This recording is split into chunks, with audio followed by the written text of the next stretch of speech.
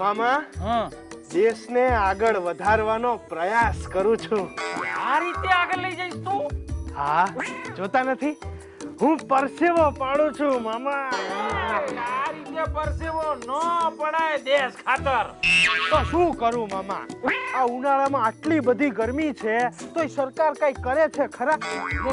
એમાં સરકાર શું કરે? અને તને અંધી વાતમાં સરકારનું વાત દેખાય? તો દેખાય જ ને મામા. આ આટલી બધી ગરમી પડે છે છતાંય સરકાર કાંઈ કરે છે? આટલી ગરમી પડે એમાં સરકાર શું કરવાની છે? તારે તો ઘણું બધું કર્યું કે મામા. એટલે શું કરી શકે? તારા હાટુ ગરમીની અંદર બરફનો વરસાદ કરી શકે? હા મામા, પણ સરકાર ગરીબ બાળકો માટે મફતમાં બરફના ગોળા તો આપી શકે ને મામા. હે અચ્છા, એટલે તારું કેવું એવું છે કે હવે ભૂપેન્દ્ર કાકા તારા હાટુ બરફ ગોળાની લારી લઈને બહાર નીકળે? કેમ નો નીકળે મામા? આ શિયાળો હોય છે ત્યારે હંધાય નેતાઓ ધાબળા લઈને આવે છે ને, તો ઉનાળો હોય ત્યારે બરફની લારી લઈને કેમ નો નીકળે મામા? વાત તો સાચી કરી હો ભાણા. મામા, આપણી કને એક બીજો પણ આઈડિયા છે. અચ્છા, હા, બોલ. જો તમે અહીંયા શું લઈને આવ્યા છો? જો ભાણા કહી દઉં છું, આ ફિલોસોફી વાળી વાતો છે ને અહીંયા નહીં કરવાની. શું લઈને આવ્યા તા, શું લઈને જાશો, એવું બધું. હા મામા, હું એમ કહું છું તમે અહીંયા સ્કૂટર લઈને આવ્યા છો ને, તો હવે તમે સ્કૂટરને ક્યાં મૂક્યું છે? બહાર તડકામાં જ મૂક્યું છે ને? બારે જ મૂકવું ને, મને માથે મૂકવું? મામા, મને ખબર છે તમને ગરમી લાગે છે, અકળાશો નહીં. હા તો મામા, એ જે સ્કૂટર છે એ બહાર ગરમીમાં તપશે તો એની જે સીટ છે એ કેવી આમ ભઠ્ઠા જેવી આમ ગરમ નહીં થઈ જાય? થઈ જાય ને, એમાં સરકાર શું કરે? બસ, તો ન્યા જ તો સરકારનું કામ આવે છે મામા. આજી સરકાર છે ને એને બિલ્ડિંગે ભીના ટુવાલના કેન્દ્રો ખોલવા જોઈએ. એના ટોલના કેન્દ્રો? હા, ના હતું તમારી સીટ લૂછવા હાટું. મારી સીટ એટલે મામા, તમારી સીટ એટલે તમારા સ્કૂટરની સીટ લૂછવા હાટું. હવે તમે વિચારો મામા, ઠંડા ઠંડા કપડાથી તમારી ગરમ ગરમ સીટ લૂછી હોય અને તમે જ્યારે એના ઉપર બેહો ત્યારે આટલી ગરમીમાં આહાહાહા, કેવી રાહત થાય મામા. એટલે તને શું લાગે છે કે સરકાર આવા ઠેર ઠેર ઠંડા ટુવાલના કેન્દ્રો ખોલે? મામા, આજના સમયમાં ઠંડા પાણીની પરબો કરતા ઠંડા પાણીના ટુવાલ વધારે જરૂરી છે. એ સમાજ સેવક, મારી વાત સાંભળ પેલા.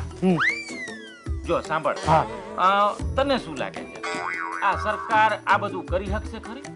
લે, એમાં શું કઈ મોટી ધાડ મારવાની છે? ધાડ મારવાની જરૂર નથી ભાણા, પણ સાંભળ, આ જો સરકારે ઠેર ઠેર સરસ મજાના પાણીના ફુવારા બનાવ્યા, એ અત્યારે બંધ પડ્યા છે એમને એમ શોભાના ગાંઠિયાની જેમ.